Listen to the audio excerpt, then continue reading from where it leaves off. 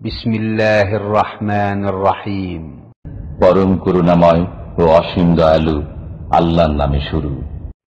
ومن أحسن قولا ممن دعا إلى الله وعمل صالحا وقال إنني من المسلمين।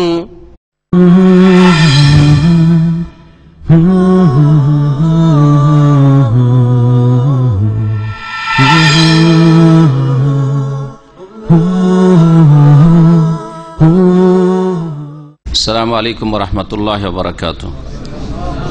বিসমিল্লাহির রহমানির রহিম। আলহামদুলিল্লাহি রাব্বিল আলামিন ওয়াস সালাতু ওয়াস সালামু আলা সাইয়্যিদিল মুরসালিন নবিয়িনা মুহাম্মদ ওয়া আলা আলিহি ওয়া সাহবিহি আজমাইন, আম্মা বাদ। ফাউযু বিল্লাহি মিনাশ শাইতানির রাজীম। ইস্তাগফির লাহুম আও লা তাস্তাগফির লাহুম ইন তাস্তাগফির লাহুম ৭০ মাররাতান ফালা ইয়াগফিরাল্লাহু লাহুম যালিকা বিআন্নাহুম কাফারু বিল্লাহি ওয়া রাসূলিহি ওয়াল্লাহু লা ইয়াহদিল কওমাল ফাসিকিন।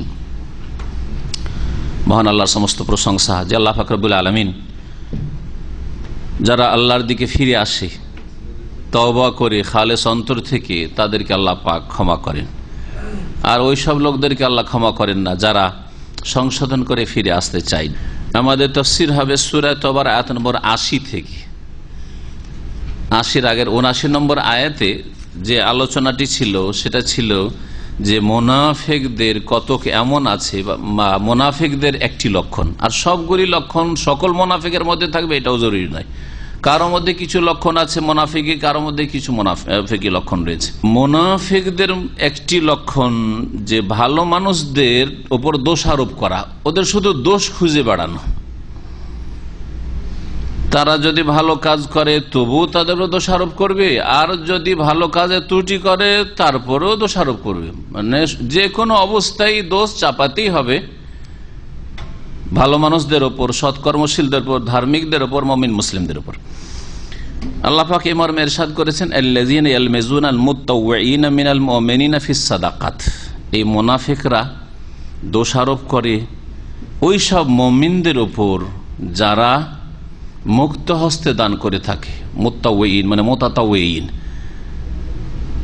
ফরজ ওয়াজিবের অতিরিক্ত নফল দান খায়রাত করে থাকে, যারা তাতাওয়্যু করে থাকে তাদেরও দোষারোপ করে, মানে বেশি বেশি দান করলেও দোষারোপ করে।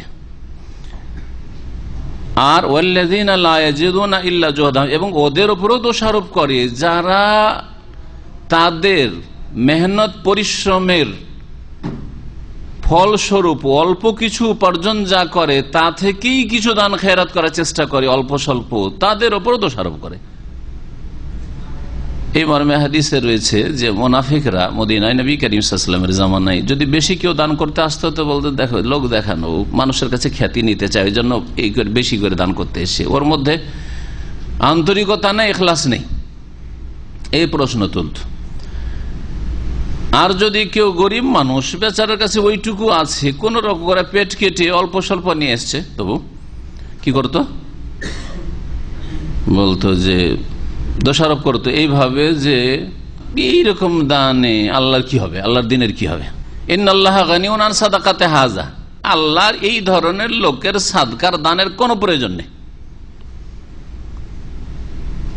এইরকমই হচ্ছে আজকালকার জামানায় গরিব মানুষের উপর দুই অবস্থাতেই দোষারোপ করে।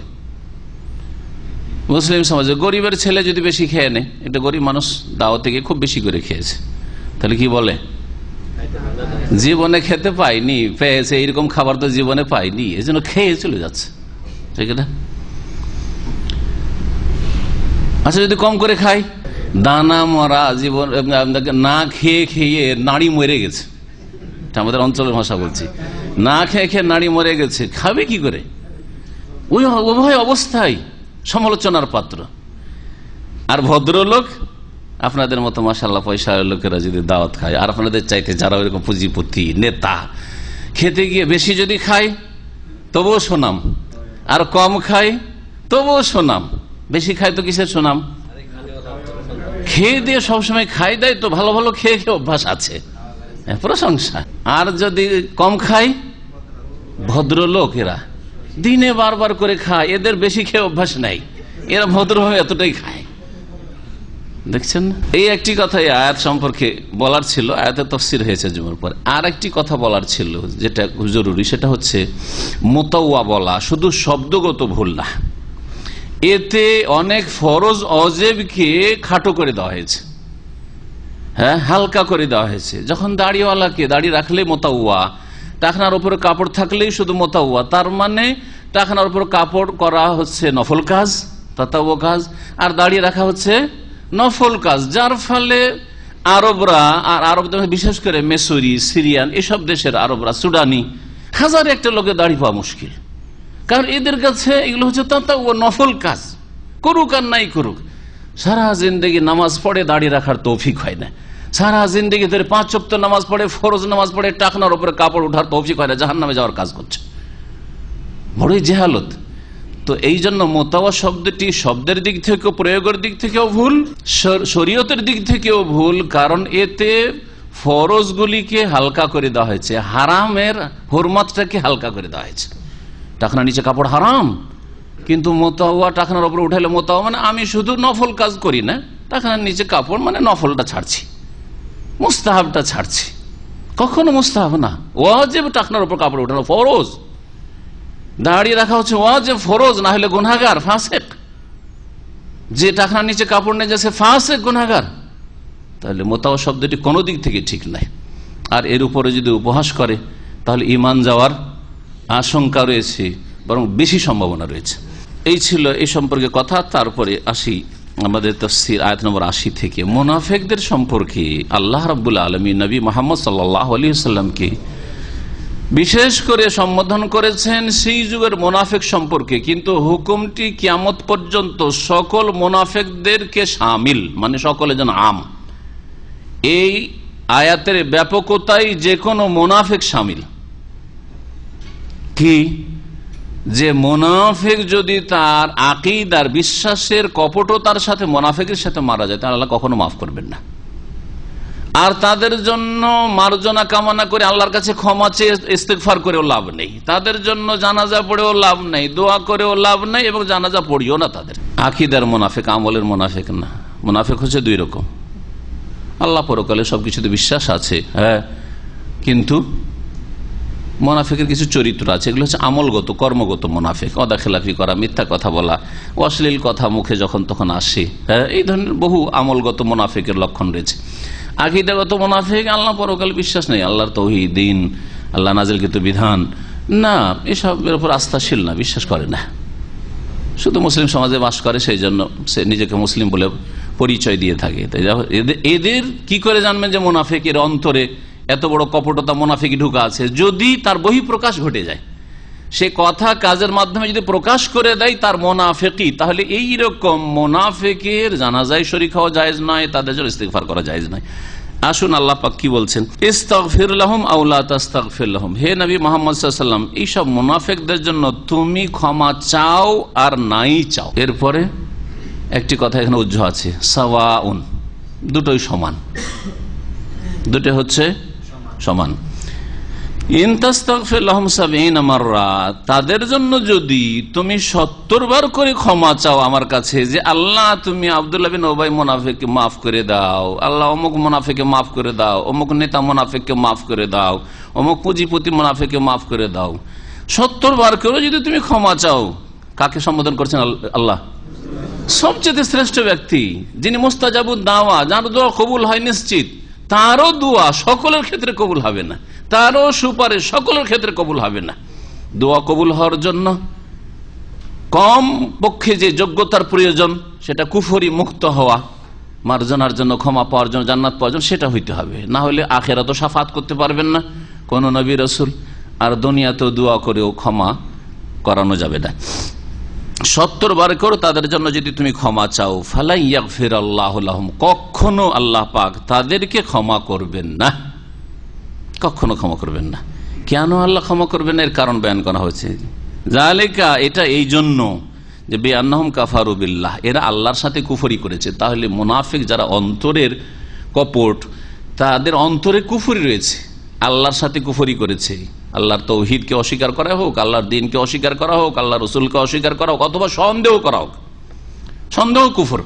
কারো যদি সন্দেহ থাকে যে দিন ইসলাম সত্য হইতে পারে, আবার নাও হইতে পারে, রাসূলুল্লাহ সাল্লাল্লাহু আলাইহি ওয়াসাল্লাম আমাদের জন্য আদর্শ হইতে পারে, আবার নাও হইতে পারে, সমান সমান 50-50 যদি থাকে তবু কাফের। আশাক্য কুফরুন, দিনের ক্ষেত্রে সন্দেহ হচ্ছে কুফর। কেন? যে এর আল্লাহর সাথে কুফরি করেছে, ও রাসূলি এবং তার রাসূলের সাথে কুফরি করেছে। ওয়াল্লাহু লা ইয়াহদিল কওমাল ফাসিকিন, আর আল্লাহ পাক রব্বুল আলামিন পাপাচারী বা বিরুদ্ধাচর, বড় ফাসিক এখানে বোঝানো হয়েছে। মুনাফিকরা যারা আকীদার মধ্যে বড় ফাসিক, বড় পাপী, এই বড় ফাসিকদেরকে, ফাসিক মানে হচ্ছে আল্লাহর আনুগত্য এবং রাসূলের আনুগত্য থেকে বেরিয়ে যাওয়া লোকেরা, যারা আল্লাহ এবং রাসূলের বিরুদ্ধাচরণকারী পাপিষ্ট, সেসব জাতিকে আল্লাহ পাক হেদায়েত করেন না। কোন হেদায়েত করেন না? এখানে গন্তব্যস্থানে পৌঁছান না, জান্নাতে পৌঁছার তৌফিক দেন না, হেদায়েতের রাস্তায় সরল পথে অটল থাকার তৌফিক দেন না। আর একটা হেদায়েত হচ্ছে রাস্তা দেখানো, শুধু আর একটা হেদায়েত হচ্ছে রাস্তা দেখানো। তো রাস্তা তো আল্লাহ দেখিয়েছেন, এই রাস্তা মুমিনকে দেখিয়েছেন, কাফেরকে দেখিয়েছেন, মুনাফিককে দেখিয়েছেন, মুশরিককে দেখিয়েছেন, সবাইকে আল্লাহ রাস্তা দেখিয়েছেন কোরআন দিয়ে, রাসূল দিয়ে। এই আয়াত কখন নাজিল হয়েছিল এই মর্মে এর শানে নজুল শোনাই। সহিহ বুখারীতে রয়েছে। ইমাম ইবনে কাসির রাহমাতুল্লাহ আলাইহি তাফসীর ইবনে কাসিরে বলছেন যে এই আয়াতের শানে নজুল হচ্ছে আব্দুল্লাহ বিন উবাই বিন সলুল, রাসূল মুনাফিকিন, যে মুনাফিকদের নেতা মদিনার। কামা রাওয়াল বুখারী আন ইবনে উমর রাদিয়াল্লাহু আনহু, আব্দুল্লাহ বিন উমর রাদিয়াল্লাহু আনহু থেকে যেমন সহিহ বুখারীতে বর্ণিত রয়েছে। লাম্মা তুফি আব্দুল্লাহ ইবনে উবাই, যখন আব্দুল্লাহ বিন উবাই মুনাফিক নেতা মারা গেল, যা ইবনুহু আব্দুল্লাহ বিন আব্দুল্লাহ, তার ছেলের নাম আব্দুল্লাহ ছিল, সে আসলো রাসূলুল্লাহ সাল্লাল্লাহু আলাইহি সাল্লামের কাছে। আসার পরে একটা দরখাস্ত এই সাহাবী করলেন। তার ছেলে আব্দুল্লাহ কিন্তু খাঁটি মুসলিম ছিলেন। জি, রাসূলুল্লাহ, আমার বাবা ইন্তেকাল করেছে, যা পাপ করেছে, আপনার যদি জামাটা দিতেন, কামিজটা, ওটাতে কাফন দিতাম, হতে পারে আপনার জামাটার বরকতে তাকে আল্লাহ মাগফিরাত করতে পারেন বা তার আযাবটা হালকা করতে পারেন। বাপের একটা মায়া, প্রাকৃতিক মায়া, এটা দিনী মায়া নয়, কিন্তু দিনী ভালোবাসা জায়েজ নাই। ভালোবাসা দুই রকম, একটা হচ্ছে ধর্মীয় ভালোবাসা, এটা কাফেরের সাথে, মুনাফিকের সাথে, অসৎ লোকের সাথে জায়েজ নয়, হারাম। আল ওয়ালা, মহাব্বত আল্লাহ এবং রসুলের সাথে আর মুমিনদের সাথে।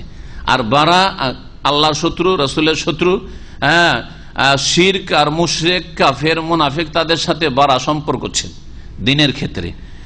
দুনিয়ার ক্ষেত্রে, পার্থিব ক্ষেত্রে কিছু কিছু মহাব্বত আছে। তার মধ্যে একটি মহাব্বত হচ্ছে মহাব্বতের তাবেঈ, মানে ন্যাচারাল ভালোবাসা, প্রাকৃতিক ভালোবাসা। প্রাকৃতিক ভালোবাসাটা কি? প্রাকৃতিক ভালোবাসা হচ্ছে বাপ ছেলেকে ভালোবাসে, যতই অবদ্ধ হোক। ছেলে মেয়ে বাপ মাকে ভালোবাসে, যতই খারাপ বাপ মা হোক। ভালোবাসে কি বাসে না? পানাহারকে ভালোবাসেন, খাওয়া দাওয়াকে ভালোবাসেন, ঠিক না? তারপরে একটা জন্মভূমিকে ভালোবাসা, যেখানে জন্ম, তুলনামূলক আপনি অন্য ডিস্ট্রিক্টের চাইতে যে ডিস্ট্রিক্ট আপনি জন্মেছেন, এটা সকলে ভালোবাসেন। বাসেন না? যে আমি ওই গ্রামটাকে আরো বেশি ভালো, ডিস্ট্রিক্টের মধ্যে আবার ওই গ্রামটাকে আরো বেশি ভালোবাসেন। এটা ধর্মীয় ভালোবাসা না। দিনের ধর্মে যদি বাধা সৃষ্টি করে, ধর্মের ক্ষেত্রে যদি আপনার জন্য ক্ষতিকর হয় ভালোবাসা, তখন নাজায়েজ হবে। কিন্তু এমনি প্রাকৃতিক ভালোবাসা জায়েজ রয়েছে।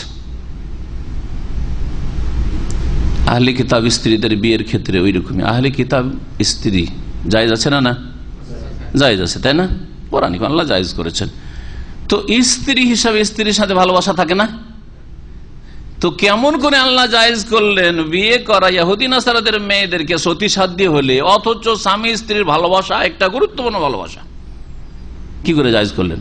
এইদিকে আল্লাহ বলছেন যে কাফের সাথে বারা করতে হবে, ভালোবাসা জায়েজ নাই, ওয়ালা মুমিন আর মুমিনাতের সাথে, আর ওইদিকে আহলে কিতাব বিয়ে করা জায়েজ। এই সংসারের জবাব যদি আমার এই আলোচনাটা শোনেন তাহলে স্পষ্ট হয়ে যাবে। কি ভালোবাসা হচ্ছে দুই রকম। আপনার ওই স্ত্রীর সাথে ভালোবাসা প্রাকৃতিক, যেটা স্বামী স্ত্রীর ভালোবাসা, ততটুকু আপনার জন্য হবেই। যাকে আপনি স্ত্রী হিসেবে গ্রহণ করেছেন, যার সাথে আপনার মেলামেশা হচ্ছে, একই রুমে একই বিছানায় থাকছেন, অবশ্যই ভালোবাসা আছে, কিন্তু প্রাকৃতিক ভালোবাসা। প্রাকৃতিক ভালোবাসাতে আল্লাহ পাক আপনাকে পাকড়াও করবেন না, তিরস্কার করবেন না। কিন্তু সেটা যদি ধর্মীয় ভালোবাসা হয়, স্ত্রীকে যেহেতু আহলে কিতাব ভালোবাসি, সেজন্য তার ধর্মটাকে ভালোবাসি, সেসব যে ধর্মকর্ম করছে সেগুলিকেও ভালোবাসি, তাহলে ওয়ামাইয়াতাওয়াল্লাহু মিনকুম ফাইন্নাহু মিনহু, তোমাদের মধ্যে যারা ওদেরকে ভালোবাসবে, হ্যাঁ, তাদের দ্বীনের কারণে, ধর্মের কারণে, তারা তাদের দলে শামিল হয়। দুই ভালোবাসায় পার্থক্য রয়েছে, বুঝতে পারছেন না? এই আব্দুল্লাহ মুমিন সাহাবী, আর বাপ হচ্ছে আব্দুল্লাহ বিন উবাই মুনাফিক। মুনাফিকের ভালোবাসার খাতিরই তো এসেছিলেন যে আপনার কামিজটা দেন। তো এটা কোন ভালোবাসা ছিল? প্রাকৃতিক ভালোবাসা, যেটা জায়েজ, ধর্মীয় ভালোবাসা না, ধর্মীয় ঘৃণা ছিল। এসে বললেন যে আপনার জামাটা দিন। রাসূলুল্লাহ সাল্লাল্লাহু আলাইহি ওয়াসাল্লাম ফিহি আবাহু, বাপকে কাফন দেব।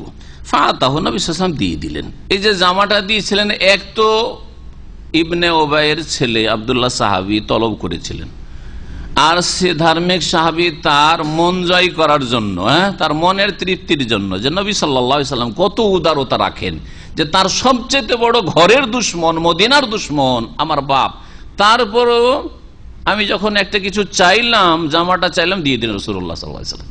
তাহলে তার ঈমান আরো শক্তিশালী হবে কি হবে না? আরো ভালোবাসা রাসূলের প্রতি বাড়বে কি বাড়বে না? জি, এই একটা দিক। আর একটা দিক কেউ কেউ উল্লেখ করেছেন যে নবী সাল্লাল্লাহু আলাইহি ওয়াসাল্লামের চাচা আব্বাস রাদিয়াল্লাহু তাআলা আনহু যখন বন্দী হয়ে বদরের যুদ্ধে এসেছিলেন, আর মসজিদে নববীতে তাকে বেঁধে রাখা হয়েছিল অন্য 70 জনের সাথে, তো আব্বাস রাদিয়াল্লাহু তাআলা আনহুর গায়ে জামা ছিল না, আর খুব মোটা মানুষ ছিলেন। তো মদিনার মধ্যে এইটা একটা নেতা গোছের মানুষ ছিল, তো ইবনে উবাই মুনাফিক, একটু মোটা সোটা ছিল, তো ওর জামাটা আব্বাস রাদিয়াল্লাহু আনহুকে ফিট হয়েছিল। সেই সময় রাসূলুল্লাহ সাল্লাল্লাহু আলাইহি ওয়াসাল্লাম চাচাকে, ওই আব্বাসকে ইবনে উবাই একটা জামা দিয়েছিল পরার জন্য। তো নবী সাল্লাল্লাহু আলাইহি ওয়াসাল্লাম এটা পছন্দ করলেন না, যে আমার চাচার ওপর একটা অনুগ্রহ থেকে যাক, এই মুনাফিক অভিশপ্ত মালাউনের, আর এই অনুগ্রহ তার উপরে থেকে যাও না আমার উপরে থেকে যাও না, এর বদলা আমি দিয়ে দিই। সেই জন্য এই জামাটা দিয়ে দিয়েছিলেন রাসূলুল্লাহ সাল্লাল্লাহু আলাইহি ওয়াসাল্লাম। সুম্মা সাআলাহু, তারপরে ছেলে আব্দুল্লাহ বললেন যে আইয়ুসাল্লি আলাইহি, ইয়া রাসূলুল্লাহ, আপনি জামাটা তো দিলেন, একটু আমার বাপের জানাজাটাও পড়েন। ফাকামা রাসূলুল্লাহ সাল্লাল্লাহু আলাইহি, নবী সাল্লাল্লাহু আলাইহি ওয়াসাল্লাম দাঁড়িয়ে গেলেন, চলো জানাজা পড়ে আসি। ফাকামা উমর রাদিয়াল্লাহু তাআলা একবারে গরম হয়ে দাঁড়িয়ে গেলেন, কি করছেন আপনি? নবী সাল্লাল্লাহু আলাইহি ওয়াসাল্লাম রাগ করে না, দ্বীনের গায়রাত, দ্বীনের যেটা আত্মসম্ভ্রম, জি গায়রাত, এটা কেমন কথা হলো? এটা দিনদারি এবং আল্লাহর সাথে সম্পর্ক, রাসূলের সাথে সম্পর্কের প্রমাণ। যেমন অনেক সময় আমরা যাকে খুব বেশি ভালোবাসি তার উপরে রাগ করি, কিন্তু রাগটা কিসের জন্য? তার কল্যাণের জন্য। ফাখাযা বিসাওমি রাসূল, এমনকি রাসূলুল্লাহ কাপড় ধরে না যেতে দেবেন আপনাকে, কাপড় ধরে নিয়েছেন ওমর রাদিয়াল্লাহু তাআলা। ফাকালা ইয়া রাসূলুল্লাহ, বলে হে আল্লাহর রাসূল, তুসাল্লি আলাইহি, এই মুনাফিকের জানাজা পড়বেন? ওয়াকাদ নাহাকা রাব্বুকা আন তুসাল্লি আলাইহি, অথচ আপনার রব আল্লাহ নিষেধ করেছেন এই রকম লোকের জানাজা পড়তে। ফাকালা রাসূল, কোনখানে নিষেধ করেছেন জানাজা পড়তে? ওমর বুঝলেন, ওমর বুঝেছেন এই আয়াত থেকে, ইস্তাগফির লাহুম আও লা তাস্তাগফির লাহুম, এদের জন্য ক্ষমা চাও আর না চাও, 70 বার করে ক্ষমা চাইলো আমি কখনো ক্ষমা করবো না, কোশ্চিন কালেও মাফ করবো না। ওমর বুঝেছেন যে আল্লাহ তো এরকম বলেছে, তার মানে নিষেধ, তাই না? কিন্তু রাসূলুল্লাহ সাল্লাল্লাহু আলাইহি ওয়াসাল্লাম বললেন যে শোনো, আল্লাহ বলেন 70 বার করে ক্ষমা চাইলে মাফ করব না। তো আমি যদি জানতে পারতাম যে 71, 72, 70-এর বেশি আল্লাহর কাছে ক্ষমা চাইলে মাফ করবেন আল্লাহ, তো অসুবিধা নেই, আমার মধ্যে এই উদারতা আছে, হ্যাঁ, যে দিলে জায়গা আছে মানুষের দরদের জন্য, যে মানুষকে জাহান্নাম থেকে মুক্ত করার জন্য, যে আমি 70-এর বেশি এর জন্য ক্ষমা চাইব আল্লাহর কাছে। ফাকালা রাসূলুল্লাহ সাল্লাল্লাহু আলাইহি ওয়াসাল্লাম, তখন নবী সাল্লাল্লাহু আলাইহি ওয়াসাল্লাম জবাবে বললেন, ইন্নামা খায়্যারানিল্লাহ, আল্লাহ আমাকে ইখতিয়ার দিয়েছেন, স্বাধীনতা দিয়েছেন, ক্ষমা চাও অথবা না চাও। তাহলে অপশন দুটো, তাই না? ক্ষমা চাইতেও পারো, না চাইতে পারো, আর 70 বার চাইলেও আমি মাফ করব না। আমাকে আল্লাহ ইখতিয়ার দিয়েছেন, স্বাধীনতা দিয়েছেন। ফাকালা, এবং আল্লাহ পাক এই মর্মে বলছেন, ইস্তাগফির লাহুম ওয়া লা তাস্তাগফির ইন তাস্তাগফির লাহুম 70 মাররাতান ফালা ইয়াগফিরুল্লাহু লাহুম, ক্ষমা চাও আর না চাও 70 বারও যদি ক্ষমা চাও তবু আমি মাফ করব না, বা আল্লাহ মাফ করবেন না। ওয়া সাআজিদুহু আলা 70, আর আমি 70 বারের বেশি তার জন্য ক্ষমা চাইব। কালা, তখন ওমর রাদিয়াল্লাহু দেখছেন যে নবীকে তো মানানো গেল না, বলছে ইন্নাহু মুনাফিক, মুনাফিকের জানাজা পড়বেন। কালা ফাসাল্লাহ, তারপর রাসূলুল্লাহ সাল্লাল্লাহু আলাইহি ওয়াসাল্লাম জানাজা নামাজ পড়লেন। জানাজার নামাজ শেষ হইতেই ওহী নাযিল হয়ে গেল, আর এক আয়াত আসছে সামনে, আয়াত কি? ফানজাল ওয়ালা তুসাল্লি আলা আহাদিম মিনহুম মাতা আবাদান ওয়ালা তাকুম আলা কবরিহি, যেই মোনাফিক মারা গেছে তার মোনাফিকই অবস্থায় তার উপর জানাজার নামাজও পড়িও না, এমনকি তার কবরের পাশে গিয়েও দাঁড়াইও না জিয়ারতের জন্য দোয়া করার জন্য, কড়া নিষেধ। এখানেও উমর রাদিয়াল্লাহু তাআলার মতের অনুকূলে ওহী ইলাহি নাজিল হয়েছে। অনেক ক্ষেত্রে উমর রাদিয়াল্লাহু তাআলা যে মতটা পোষণ করতেন সেই মোতাবেক সাত আসমানের উপর আরো আজিম থেকে লৌহে মাহফুজ থেকে আয়াত নাজিল হইত। এই জন্য মুলহাম বলা হয়েছে উমর রাদিয়াল্লাহু তাআলা আনহুকে নবী করিম সাল্লাল্লাহু আলাইহি ওয়াসাল্লামের হাদিসে। আল্লাহ পাক তারপরে বলছেন ফারিহাল মুখাল্লাফুনা বিমাকআদিহিম খিলাফা রাসূলিল্লাহ ওয়া কারিহু আন ইউজাহিদু বিআমওয়ালিহিম ওয়া আনফুসিহিম ফি সাবিলিল্লাহ ওয়া ক্বালু লা তানফিরু ফিল হার কুল নারু জাহান্নাম আশাদ্দু হারান লাউ কানু ইয়াফকাহুন। এখানে ওই তাবুক যুদ্ধের মৌসুমের কথা, ওই সময় যে সিজনটা ছিল সেই সময়ের কথা উল্লেখ করা হচ্ছে। আর তখন যা ঘটেছিল, শুরুতে বলেছিলাম যে তাবুক যুদ্ধের কথা যখন আলোচনা শুরু হয়েছে, ধারাবাহিক তাফসীর চলে আসছে তাবুক যুদ্ধ সম্পর্কে, সেই মৌসুমটা কিরকম ছিল? প্রচন্ড গরমের। আর সেই সময় বাগানে খেজুরও পাকছে, এদিকে চলে গেলে এত দূরের সফর খেজুরগুলো সব নষ্ট হয়ে যাবে। আর এদিকে এত গরমে এই 700-800 কিলোমিটার কেমন করে যাব? হ্যাঁ, দুই দিক থেকে ইমানের পরীক্ষা। তো সেই সময় যারা মুনাফিক তারা রাসূলুল্লাহ সাল্লাল্লাহু আলাইহি সাল্লামের নাফরমানি করে মদিনায় থেকে যাওয়ায় আনন্দিত হয়েছিল। আল্লাহ পাক তাদের অন্তঃকরণের কথা এখানে তুলে ধরেছেন। বলছেন ফারিহাল মুখাল্লাফুনা বিমাকআদিহিম খিলাফা রাসূলিল্লাহ, যারা পিছে রয়ে গিয়েছিল, আল মুখাল্লাফুন মানে মুতাখাল্লিফুন আন গাজওয়াতে তাবুক, তাবুকের যুদ্ধ থেকে যারা পিছে রয়ে গিয়েছিল তারা খুশি হয়েছিল, ফারিহা আনন্দিত হয়েছিল, বিমাকআদিহিম তাদের বসে থাকাই, কাদা একদা মানে বসে থাকা, তাদের বসে থাকাই মাসদার মিম খিলাফা রাসূলিল্লাহ, রাসূলুল্লাহ সাল্লাল্লাহু আলাইহি সাল্লামের বিরুদ্ধাচরণ করে। খেলাফ মানে বিরুদ্ধাচরণ করাও, খেলাফ মানে বিরোধিতা করা, আর খেলাফ মানে পিছনেও, খালফ মানে পিছনে হয় না, ওরা মানে পিছনে, খালফ মানেও পিছনে। তো রাসূলুল্লাহ সাল্লাল্লাহু আলাইহি সাল্লাম চলে গেলেন তাবুক, আর এরা নবী সাল্লাল্লাহু আলাইহি সাল্লামের পিছনেই এখানে মদিনায় বসে থেকে গেল। এতে তারা আনন্দিত হয়েছিল, যাক বাঁচলাম। তাদের খুশিটা কিসের ছিল? যে এই লড়াইয়ের ঝামেলা থেকে আর জানের ঝুঁকি থেকে, জানের কষ্ট থেকে, সব থেকে বাঁচলাম, খুব খুশি হয়েছিল। ওয়াকারিহু এবং তারা ঘৃণা করেছিল আন ইউজাহিদু বিআমওয়ালিহিম ওয়া আনফুসিহিম ফি সাবিলিল্লাহ, আল্লাহর রাস্তায় তাদের ধন সম্পদ এবং জান দিয়ে জিহাদ করাকে তারা ঘৃণা করেছিল, অপছন্দ করেছিল। ওয়াকালু এবং তারা একে অপরকে বলেছিল, এক মুনাফিক আর এক মুনাফিক, লা তানফিলু ফিল হার, নিজেরাই শুধু যাবো না এমন কথা নাই, মুনাফিকরা একে অপরকে বোঝাচ্ছে, পাঠ পড়াচ্ছে যে তোমরা এই গরমে বাড়ি থেকে, মদিনা থেকে বের হইও না, লা তানফিরু তোমরা বের হইও না, ফিল হাররে গরমে। আল্লাহ পাক বলছেন যে দুনিয়ার গরমটাই গরম লাগছে। এই আয়াতটা যারা বেপরদা মহিলা তাদেরকে স্মরণ করিয়ে দিচ্ছে।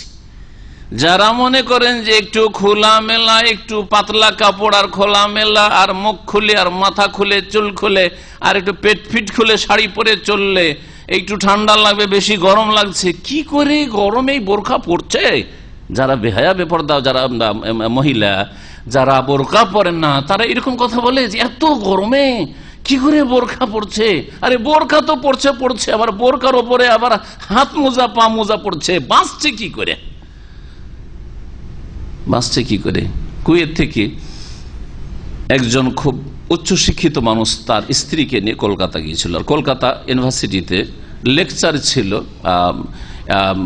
ছাত্রীদের মাঝে। ওই মহিলা খুব উচ্চশিক্ষিত, তো ওই হিন্দু মহিলারা জিজ্ঞেস করছে, আর মুসলিম মহিলাও তো একই অবস্থা কাছাকাছি, যারা সহশিক্ষা লেখাপড়া করে, তো তারা জিজ্ঞেস করেছিল যে আপনি এত গরম, ওই মহিলা হাতে মোজা লাগিয়ে আছে, গোটাটা ঢাকা বোরখা, এই অবস্থায় পায়ে মোজা, আপনাকে গরম লাগে না? কি করে বরদাস্ত করছেন? বক্তব্য ইংরেজিতে ছিল ওই মহিলার। সে এই আয়াতটি পড়েছিল, ওই মহিলা এই আয়াতটি পড়েছিল। এটা আপনার 95 থেকে 97, 98 ঘটনা, 1900। আল্লাহ কি বলছেন মুনাফিকদের জবাবে? যারা বলেছে এত গরমে তাবুক যুদ্ধে যেও না, এই গরমের সময় বোরকা পরা যাবে না, গরম বরদাস্ত করতে পারবো না, মুনাফিকি চরিত্র। আল্লাহ বলছেন, কুল হে নবী জানিয়ে দাও এসব বেহায়াবে পর্দা মহিলাদেরকে আর এই মুনাফিকদেরকে, যারা তাবুক যুদ্ধে গ্রীষ্মকাল হওয়ার কারণে গেল না, গরমের ভয়ে গেল না, জান বাঁচাবার চেষ্টা করলো, নারো জাহান্নামা আসাদ্দু হাররান, জাহান্নামের আগুন তাপের দিক থেকে অধিক প্রখর।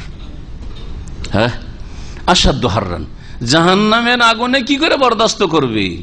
জাহান্নামের আগুন সম্পর্কে নবী করিম সাল্লাল্লাহু আলাইহি ওয়াসাল্লামের হাদিস রয়েছে। কি হাদিস? দুনিয়ার আগুনটা হচ্ছে জাহান্নামের আগুনের 70 অংশের 70 ভাগ করে একটা ভাগ, মানে 69 গুণ বেশি তাপমাত্রা রয়েছে জাহান্নামের আগুনে। মাইনাস করতে করতে করতে 69 কমিয়ে দিয়ে 70 ভাগ করে একটা ভাগ যেটা হয় সেটা হচ্ছে দুনিয়ার যে কোনো রকমের শক্তিশালী আগুন। ধরেন এখানে খুব মানে প্রচন্ড গরম তাপ রয়েছে, সে আগুন। আল্লাহ পাক বলছেন, লাউ কানু ইয়াফকাহুন, তারা যদি বুঝতো, কিন্তু বুঝে না, অবুঝেরা। সুতরাং ফালিয়াযহাকু কালিলা ওয়ালিয়াবকু কাসীরা জাযাম বিমা কানু ইয়াকসিবুন, সুতরাং তারা যেন অল্পই হাসে আর ওয়ালিয়াবকু কাসীরা, আর বেশি বেশি কান্না করে, জাযাম বিমা কানু ইয়াকসিবুন, তাদের কৃতকর্মের প্রতিদান স্বরূপ, বদলা স্বরূপ। মানে কি? হুকুম, আল্লাহ পাকে এখানে হুকুম বলে যেন সংবাদ দেওয়া হয়েছে, অর্থাৎ ফালিয়াযহাকু কালিলান ফিদ দুনিয়া, দুনিয়াতে মুনাফিকরা কিছুদিন হাসি খুশি করে নিক, আমোদ ফুর্তি করে নিক। দুনিয়ার কথা বলা হয়েছে, দুনিয়াতে খুব খুশি, হ্যাঁ, ভোগবিলাস নিয়ে আর হারাম খাওয়া, হারাম চলাফেরা নিয়ে। ওয়ালিয়াবকু কাসীরান, আর ওয়ালিয়াবকু কাসীরান মানে এরা খুব বেশি বেশি কান্না করবে ফিল আখিরা, আখিরাতে, পরকালে। মওতের পরে এদের কান্না শুরু হয়ে যাবে, বিরামহীন কান্না, আর চলতেই থাকবে, জাহান্নামেও চিৎকার করে কান্না করবে, কিন্তু কোনো শোনা হবে না সেখানে।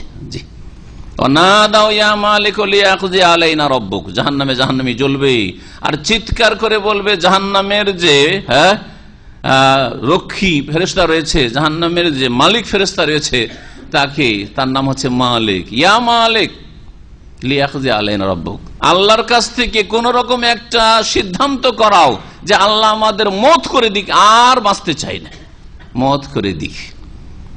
কোন জবাব আসে না। কালা ইন্নাকুম মাকিসুন, তারপরে জবাব আসবে অনেক পরে, যে এখানেই থাকতে হবে।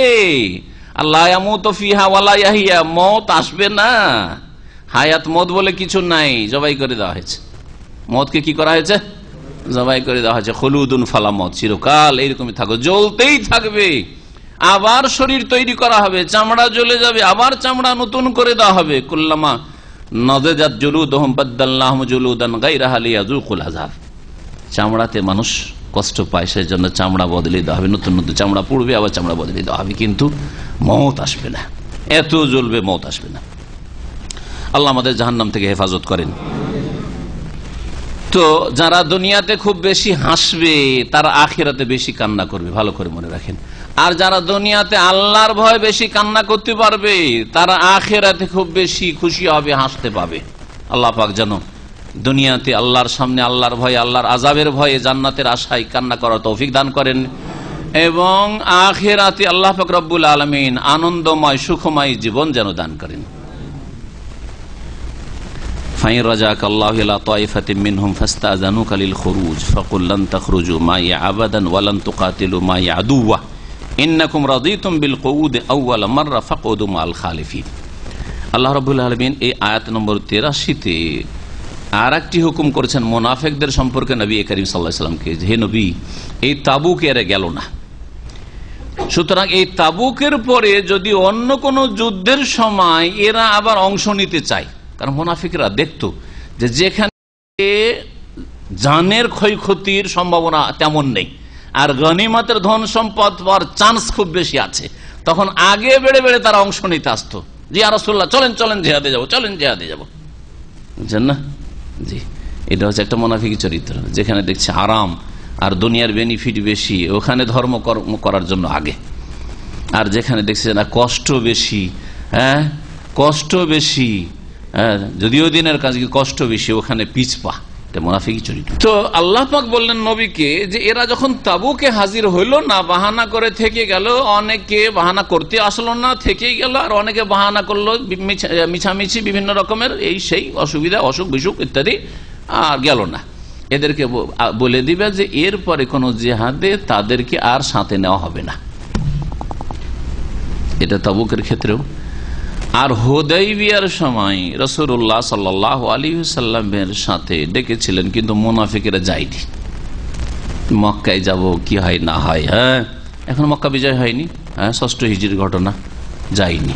সূরাতুল ফাতহ আয়াত নম্বর 15 ওখানে পড়ে নেবেন, ওই তাফসীর আমি বলেছি। হ্যাঁ, যখন ওরা হুদাইবিয়াতে যারা যায়নি, আল্লাহ পাক হুদাইবিয়াতে যারা হাজির হয়ে বায়াতে রিজওয়ানে নবী করিম সাল্লাল্লাহু আলাইহি ওয়াসাল্লামের সাথে শপথ করেছিলেন জিহাদের জন্য, প্রয়োজনে মক্কার কাফের মুশরিক কুরাইশদের বিরুদ্ধে জিহাদের জন্য যে কোনো সময় প্রস্তুত, ওদের জন্য খাস রেখেছেন তার পরের বছরে যে জিহাদের সুসংবাদ বা ভবিষ্যৎবাণী আল্লাহ করেছেন খাইবারের যুদ্ধ। কারণ খাইবারে যথেষ্ট ধন সম্পদ রয়েছে, জমি জায়গা রয়েছে, বাগান রয়েছে, এগুলি মুসলিমদের হাতে আসবে, গনিমতে তারা পাবে, আল্লাহ পাক ভবিষ্যৎবাণী করেছেন। এর সাথে সাথে আল্লাহ বলে দিয়েছেন এই মুনাফিকগুলি হুদাইবিয়াতে গেল না, মানে ওই হুদাইবিয়ার সফরে ওতে গেল না, সুতরাং এদেরকে আগামীতে যে খয়বার হতে যাচ্ছে 7ম হিজরি তাতে তোমরা সাথে নেবে না, তাতে নেবে না। কুল্লান তাত্তাবিউনা, হে নবী বলে দিও ওদেরকে যে আমাদের অনুসরণ করতে পারবে না, আমাদের সাথে যেতে পারবে না। কেন? কেন? আমরাও যাবো, আমাদেরকে নেন ইয়া রাসূলুল্লাহ। কাযালিকা ক্বালাল্লাহু মিন ক্বাবলু, এইরকমই আল্লাহ বলেছেন, এর আগে আমাদেরকে বলে দিয়েছেন যে হুদাইবিয়ার লোক ছাড়া অন্য কেউ যেতে পারবে না খাইবার বিজয়ের জন্য। তখন তারা বলেছিল বুঝি বুঝি বল তাহসুদুনা, আমাদের হিংসা করছেন না, আপনাদের ভাগ কমে যাবে সেই জন্য। হ্যাঁ, সাহাবাই অন্যান্য সাহাবাই কেরামদেরকে বলছে ও আমাদেরকে নিলে যে আপনাদের ভাগ কমে যাবে গনিমতে, সেই জন্য নেবেন না। এগুলো হচ্ছে মুনাফিকদের কথা। তো এখানেও ওই একই বিষয় রয়েছে। আল্লাহ পাক বলছেন ফাই রাজাকাল্লাহু ইলা তাইফাতিন মিনহুম, হে নবী তোমাকে যদি আল্লাহ ফিরিয়ে দেন সহি সালামত তাদের একটি দলের কাছে, মানে মদিনায় যদি আপনি নিরাপদ ফিরে আসেন, ফিরে আসার পরে আবার মুনাফিকদের সাথে দেখা সাক্ষাৎ হবে, ফাস্তাযানুক আলিল খুরুজ, অতঃপর তারা যদি জিহাদে বের হওয়ার জন্য তোমার কাছে অনুমতি চায়, ফাকুল তাদেরকে বলে দিও হে নবী লান তাখরুজু মাইয়া আবাদান, এরপরে কখনো আমার সাথে তোমরা যুদ্ধে যেতে পারবে না, নিষেধ। আর আল্লাহ যুদ্ধে তোমাদেরকে নিষেধ করেছেন। তাহলে শাস্তি স্বরূপ হ্যাঁ এইরকম করা শরীয়ত সম্মত, এই এখতিয়ার আল্লাহ পাক ওহীর মাধ্যমে নবী সাল্লাল্লাহু আলাইহি ওয়াসাল্লামকে জানিয়েছেন। আর খলিফাতুল মুসলিমিন, দেশের যিনি শাসক হবেন, তাকে এই রকমের সিদ্ধান্ত নেওয়ার অধিকার রয়েছে যে অপরাধীদেরকে এই রকমের কাজ যেখানে বেনিফিট রয়েছে সেগুলো থেকে আমরা বঞ্চিত রাখবো, এই অধিকার রয়েছে যদি তারা সংকটের সময়, কষ্টের সময়, দুঃখের সময় সাথ না দিয়ে থাকে। আল্লাহ পাক বলছেন যে হে নবী বলে দিও লান তাখরুজু মাইয়া আবাদান, আমার সাথে কখনো তোমরা যুদ্ধে আর বেরোতে পারবে না। ওয়ালান তুকাতিলু মাইয়া আদুওয়ান, এবং আমার সাথে হয়ে তোমরা কখনো কোনো শত্রুর বিরুদ্ধে লড়াই করতে পারবে না। কেন? কারণটা কি? তাহলে আমরা কেন যেতে পারবো না আর তাবুকের পরে? আল্লাহ ওর কারণ বর্ণনা করছেন, ইন্নাকুম রাযীতুম বিল কউদ আউওয়ালা মাররা, কারণ তোমরা প্রথমবারে মানে তাবুকের যুদ্ধের সময় তোমাদেরকে বলা হয়েছিল যে সকলে চলো তাবুকের যুদ্ধের জন্য, কিন্তু তোমরা প্রথমবার বাড়িতে বসে থাকাই সন্তুষ্ট হয়েছিলে। রাযীতুম বিল কউদ, বসে থাকায় সন্তুষ্টি প্রকাশ করেছিলে আউওয়ালা মাররা, প্রথমবারে। ফাকুদু মাল খালিফিন, সুতরাং তোমরা এখনো বসে থাকো, আর তোমাদের জিহাদে যাওয়া চলবে না, বসে থাকো মাল খালেফিন, পিছিয়ে থাকা লোকদের সাথে। খালেফিন বলতে ওই সব মুমিন নারী পুরুষদেরকে বোঝানো হয়েছে যারা তাদের শরীয়তি ওজরের কারণে জিহাদে অংশ নিতে পারে না, যেমন নারীরা, শিশুরা, বৃদ্ধরা, খোঁড়ারা, অন্ধরা, হ্যাঁ ইত্যাদি ইত্যাদি, অসুস্থরা, হ্যাঁ অচল অথবা বাহন পেল না, যাদের কথা আসছে সামনে, ওদের সাথে বসে থাকো বাড়িতে। ওয়ালা তুসাল্লি আলা আহাদিম মিনহুম মাতা আবাদান ওয়ালা তাকুম আলা কবরিহি ইন্নাহুম কাফারু বিল্লাহি ওয়া রাসূলিহি ওয়া মাতু ওয়া হুম ফাসিক। এই আয়াত নাযিল হয়েছিল যখন নবী করিম সাল্লাল্লাহু আলাইহি ওয়াসাল্লাম ইবনে উবাই মুনাফিকের জানাজায় হাজির হয়ে গেলেন। আল্লাহ নিষেধ করলেন আগামীতে আর কোন মুনাফিক মারা গেলে জানাজায় শরীক হবেন না, জি হ্যাঁ, তো এখন ওই রকমই যার মোনাফিকি স্পষ্ট হয়ে গেছে বা যার কুফরি স্পষ্ট হয়ে গেছে, ইমান ভঙ্গকারী বিষয় স্পষ্ট হয়ে গেছে, কবর মাজার পূজা করে, তার জানাজা পড়া জায়েজ নয়। ভালো করে মনে রাখেন, আপনি একজন মুসলিম সহি আকীদার মানুষ, আর আপনার দুনিয়ার খাতির আছে বলে একটা মুশরিক কবর পূজারী অথবা একটা লোক যে কুফরি আকীদা, তার হুলুলের আকীদা, ওয়াহদাতুল ওজুদের আকীদা, যিনি আল্লাহ তিনি এই ওলি আউলিয়া গোস কুতুব বা আল্লাহ এসব ওলি আউলিয়া নেক লোকের মধ্যে হুলুল করে আসেন, একাকার হয়ে যান, এইসব হুলুল আকীদা। অথবা ধরেন মোনাফিকদের যতগুলি চরিত্র রয়েছে, বড় মোনাফিকি প্রকাশ পেয়ে গেছে ইসলামের বিরুদ্ধে, সোচ্চার তারা, এইরকম লোক মারা গেলে আত্মীয়তার খাতিরে বা প্রতিবেশী হওয়ার খাতিরে অথবা যে কোনো কারণে আপনি কি করবেন, গরজে, দুনিয়ার গরজে আপনি জানাজায় হাজির হবেন, জায়েজ নয়। আর দেখেন আজকাল জানাজায় শখের সাথে হাজির হচ্ছে, মুনাফিকদের জানাজায়, সব কবর পূজারীদের জানাজায়, মুশরিকদের জানাজায়, নাস্তিকদের জানাজায়। ওই তো বললেন মুনাফিক বলতে আমরা নাস্তিক বোঝাচ্ছি, মুনাফিক বলতে, কিন্তু নাস্তিকতা প্রকাশ হইতে হবে। আপনি শুধু ঢালাহারে সবকে নাস্তিকবার বানিয়ে দিয়েন না, যে কোনো একটা দলে থাকলেই নাস্তিক হয়ে যায়, এটাও আবার বাড়াবাড়ি। যতক্ষণ পর্যন্ত তার কথা কাজ দিয়ে নাস্তিকতা স্পষ্ট না হয়ে গেছে ততক্ষণ। আর সেই সিদ্ধান্ত এই সাধারণ মানুষ নেবে না, সেটা নেবে বড় বড় ওলামায়ে কেরাম সিদ্ধান্ত নেবে যে এদের নাস্তিকতা কুফরি স্পষ্ট হয়ে গেছে। আল্লাহ রাব্বুল আলামিন বলছেন, ওয়ালা তুসাল্লি আলা আহাদিম মিনহুম মাত আবাদান, হে নবী তুমি সালাত আদায় করবে না জানাজার। আলা সাল্লার পরে আলা যখন প্রিপজিশন আসবে, সেলা আসবে, তখন ওর মানে কি হয়, আসসালাতু আলা ফুলানিন, অমুকের ওপর সালাত, মানে এখানে জানাজার অর্থ যদি মৃত হয়। আর যদি দোয়া হয় তো আল্লাহুম্মা সাল্লি আলা মুহাম্মদ, তখন দোয়ার অর্থ হয়ে থাকে আল্লাহুম্মা সাল্লি আলা আলে ফুলানি ওয়াসাল্লি আলাইহিম, তাদের জন্য দোয়া করো। আর যদি এমনি নামাজ হয় তো সাল্লাই, তো আমি নামাজ পড়েছি। আর ইমামতি করা যদি হয় যে কারো ইমামতি করে সাল্লাই তো বেহিম, তখন বা প্রিপজিশন হরফে জার সেলা আসবে। তো আল্লাহ পাক বলছেন, হে নবী তুমি তাদের কারো জানাজার সালাত আদায় করবে না, মাতা যে মারা গেছে, আবাদান কখনো আসলে ছিল ওয়ালা তুসাল্লি আলা আহাদিম মিনহুম আবাদান, কখনো এই মুনাফিকদের কারো জানাজার সালাত আদায় করবে না, মাতা যে মুনাফিক মারা গেছে। যতদিন বেঁচে আছে হেদায়েতের জন্য চেষ্টা করতে থাকো, দিনের দাওয়াত দিতেই থাকো, কিন্তু যখন মারা গেছে কুফরের অবস্থায়, নেফাকের অবস্থায়, তাহলে জানাজার নামাজ কখনো পড়বে না। এমনকি ওয়ালা তাকুম আলা কবরিহি, তার কবরের পাশেও দাঁড়াবে না ইস্তেগফার করার জন্য। ইন্নাহুম কাফারু বিল্লাহি ওয়া রাসূলি, কারণ এরা আল্লাহর সাথে কুফরি করেছে, তার রাসূলের সাথে কুফরি করেছে। ওয়া মাতুহুম ফাসিকুন, আর এরা পাপাচারী হয়ে বড় ফাসিক হয়ে মারা গেছে, মানে ইমান ভঙ্গ করে নেফাকের অবস্থায়। ওয়ালা তুজিবকা আমওয়ালুহুম ওয়া আওলাদুহুম, এবং আল্লাহ পাক বলছেন যে এই মুনাফিকদের ধন সম্পদ এবং তাদের জনবল, সন্তান সন্ততি তোমাদেরকে আনন্দিত না করে, বিস্মিত না করে। দেখে আশ্চর্য হয়ে যান, হতভম্ব হয়ে যায় না যে কিরে যাদের লোক, হ্যাঁ জানেন, হ্যাঁ পুঁজিপতি, হ্যাঁ বড় একজন নেতা, আর বড় এই সেই না। মুনাফিকদের এইসব জাঁকজমকপূর্ণ জিন্দেগি দেখে আপনি প্রতারিত হবেন না, বিস্মিত হবেন না। আল্লাহ নিষেধ করেছেন, কখনো তাদের দিকে তাকাবেন না। ওরা নিকৃষ্ট, যতই বড় তাদের দুনিয়ায় দাপট থাক না কেন, বিশাল এলাকা নিয়ে তার খানকাহি ব্যবসা চলছে, তার মাজারের ব্যবসা চলছে, তার পীর মুরিদির ব্যবসা চলছে, কখনো বিস্মিত হবেন না। আর কখনো আপনি তাদের দিকে এই মাথা উঠিয়ে চোখ উঠিয়ে হতভম্ব হয়ে দেখবেন না। নিকৃষ্ট, কারণ আল্লাহর নজরে নিকৃষ্ট, যারা কোরআন সুন্নাহ থেকে দূরে চলে গেছে, ওহীর বিধান থেকে দূরে চলে গেছে। আল্লাহ পাক বলছেন যে তাদের ধন সম্পদ এবং তাদের সন্তান সন্ততি, হে নবী তোমাকে যেন বিস্মিত না করে। ইন্নামা ইউরিদুল্লাহ আন ইউআযযিবাহুম বিহা ফিদ দুনিয়া, নিঃসন্দেহে আল্লাহ চান তাদেরকে শাস্তি দিতে এই দুনিয়ার তাদের ভোগ বিলাসের সামগ্রী দিয়ে, দুনিয়াতে, ইহজগতে, দুনিয়াতেও আল্লাহ পাক শাস্তি দিতে চান।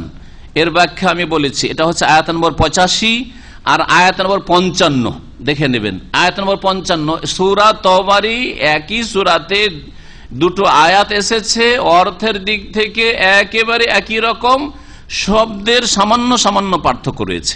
ওয়াতাজহাকা আনফুসুহুম ওয়া হুম কাফিরুন, এবং তাদের প্রাণ বেরিয়ে গেছে, মানে তারা মৃত্যুবরণ করেছে কুফরির অবস্থায়, তারা মারা গেছে কুফরির অবস্থায়, ধ্বংস হয়েছে কুফরির অবস্থায়। আর তাদেরকে আল্লাহ পাক তাদের ধন সম্পদ দিয়ে আর তাদের ছেলে মেয়ে দিয়ে দুনিয়াতেও শাস্তি দিতে চান। কেমন করে শাস্তি দিতে? ওই 8 নম্বর 55 তাফসিরে পড়ে নেবেন যে তাদের মানসিক শাস্তি রয়েছে। ছেলে মেয়েগুলো তাদের বিরোধী মুমিন, তাদের মানসিক শাস্তি না। ধন সম্পদ কখনো কখনো তারা দিনের রাস্তায় দান করছে আর তাদের বিরুদ্ধে ব্যবহৃত হচ্ছে, সুতরাং দুনিয়ার মানসিক শাস্তি যেটা চাই না, মনের উল্টা কাজ তাদেরকে করতে হচ্ছে, এগুলি হচ্ছে মানসিক শাস্তি। তারপরে ধনের জন্য আর ছেলে মেয়েদের জন্য টেনশনে থাকছে, ছেলে মেয়েদের জন্য টেনশনে, মেয়ে বেরিয়ে পালিয়ে চলে গেছে অসৎ লোক মুনাফিকের, ওই নিয়ে টেনশনে পড়ে আছে। ছেলে অবাধ্য, তার কথা শোনেন না, ওকে নিয়ে টেনশনে পড়ে আছে। হ্যাঁ, বা ছেলে জেলে আছে, ওকে নিয়ে টেনশনে পড়ে আছে, ইত্যাদি ইত্যাদি। ধন সম্পদ নিয়ে কোথায় ধন সম্পদ, এত টাকা অমুক জায়গায় গেছে, অত টাকা অমুক জায়গায় খেয়ে নিয়েছে, এই নিয়ে টেনশনে পড়ে আছে। এগুলি হচ্ছে ধন সম্পদ দিয়ে আর ছেলে মেয়ে দিয়ে আল্লাহর দুনিয়ার আযাব দেওয়া। আল্লাহ এইভাবে আযাব দিয়ে থাকেন অসৎ লোকদেরকে। পার্থক্য সামান্য সামান্য আছে, এখানে ওয়ালা তুজিবকা, ওখানে আছে ফালা তুজিবকা। আমওয়ালুহুম ওয়ালা, ওখানে ওয়ালা আওলাদুহুম, এখানে ওয়াউলাদুহুম আছে। ইন্নামা ইউরিদুল্লাহু আন ইউআযযিবাহুম, এখানে আছে, ওখানে আছে লিইউআযযিবাহুম ফিদ দুনিয়া, এখানে আছে, ওখানে ফিল হায়াতিদ দুনিয়া। ওয়া তাযহাক আনফুসুহুম কাফিরুন, একই রকমের আয়াত। আমি দুটো আয়াতে সামান্য সামান্য যে কয়েকটা জায়গায় পার্থক্য রয়েছে। তো এইরকম কখনো কখনো আল্লাহ কথা প্রসঙ্গে একই বিষয়ের আয়াতকে আল্লাহ পাক একাধিক জায়গায় নিয়ে এসেছেন। ইন্নাল্লাহা লা ইয়াগফিরু আন ইউশরাকা বিহি ওয়া ইয়াগফিরু মা দুনা যালিকা লিমান ইয়াশা। কয় জায়গায় আছে? 2 জায়গায়। মাশাআল্লাহ, মাশাআল্লাহ, দেখছেন 2 জায়গায় আছে। হ্যাঁ, দুটোই সূরা নিসায় রয়েছে, ঠিক না? কিন্তু একটা জায়গায় রয়েছে ইন্নাল্লাহা লা ইয়াগফিরু আন ইউশরাকা বিহি ওয়া ইয়াগফিরু মা দুনা যালিকা লিমান ইয়াশা ওয়া মান ইউশরিক বিল্লাহি ফাকাদ দাল্লা যালালাম বাইদা। আরেকটা জায়গায় রয়েছে যে ফাকাদ ইফতারা ইসমান আযীমা। তো আল্লাহ রাব্বুল কথা প্রসঙ্গে একই বিষয়কে একাধিক জায়গায় নিয়েছেন, কারণ কোরআন হচ্ছে উপদেশ, আর কথা প্রসঙ্গে ওই বিষয়টা সেখানে উল্লেখ করা আবশ্যক, সেজন্য আল্লাহ পাক রব্বুল আলামিন উল্লেখ করে। ওয়াইদা উনজিলা সূরাতুন আন আমিনু বিল্লাহি ওয়া জাহিদু মা রাসূলিহি ইস্তাযানাকা উলুত তাওলি মিনহুম ওয়া ক্বালু যারনা নাকুম মাল কায়েদিন। আল্লাহ পাক রব্বুল আলামিন এই আয়াতে এই তাবুক যুদ্ধের কথাই বলছেন যে মুনাফিকরা আর মুনাফিকদের মধ্যে বিশেষ করে যারা সচ্ছল ব্যক্তি, এমন যে অভাবী, বাহন নেই, সওয়ারি নেই, টাকা পয়সা নেই, কেমন করে যাবো, হেঁটে হেঁটে এত দূর যাওয়া যায়, এরকম কোনো ওজর ছিল না। তারাও মুনাফিকির কারণে, তাদের কপটতার কারণে অজুহাত পেশ করে মিছামিছি এসব মিথ্যা কথা বলে তারা পার পেতে চেয়েছিল বা অনুমতি নিয়েছিল, অব্যাহতি নিয়েছিল। ওয়াইদা উনজিলাত সূরাতুন, যখন এমন কোন সূরা নাজিল করা হয় এই মর্মে যে আন আমিনু বিল্লাহি ওয়া জাহিদু মা রাসূলিহি, আর সেই সূরায় এই বিষয় উল্লেখ করা হয় যে তোমরা আল্লাহর প্রতি ঈমান নিয়ে আসো এবং তার রাসূল সাল্লাল্লাহু আলাইহি সাল্লামের সাথে জিহাদে অংশ নেয়, জিহাদ করো। ইস্তাযানাকা উলুত তাওলি মিনহুম, তখন হে নবী তোমার কাছে অনুমতি চেয়ে নেই তাদের মধ্য থেকে যারা সচ্ছল ব্যক্তি, যারা ধনবান ব্যক্তি। তৌলুন মানে শক্তি সামর্থ্য, আর্থিক সামর্থ্য থাকা। অমাল্লাম ইয়াস্তাতে মিনকুম তাওলান আইয়ানকিহাল মুহসানাতে, তোমাদের মধ্য থেকে যে সতী সাধ্বী স্বাধীন মেয়েকে, মহিলাকে বিবাহ করার ক্ষমতা রাখে না। এখানে মুহসানাত মানে স্বাধীন, দাসী নয়, স্বাধীন মেয়েকে বিবাহ করতে পারে। ফামিম্মা মালাকাত আইমানুকুম মিন ফাতায়াতিকুল মুমিনাত, ওখানে তাওলান মানে কুদরাতান, তাকাতান, শক্তি ক্ষমতা যার নেই আর্থিক। এখানে উলু তাওলে জুয়ের বহু বচন হচ্ছে উলু, হ্যাঁ, জামা মিন গায়রি লাফজি, কখনো কখনো শব্দ জমাতে বহু বচনে গিয়ে পাল্টিয়ে যায়।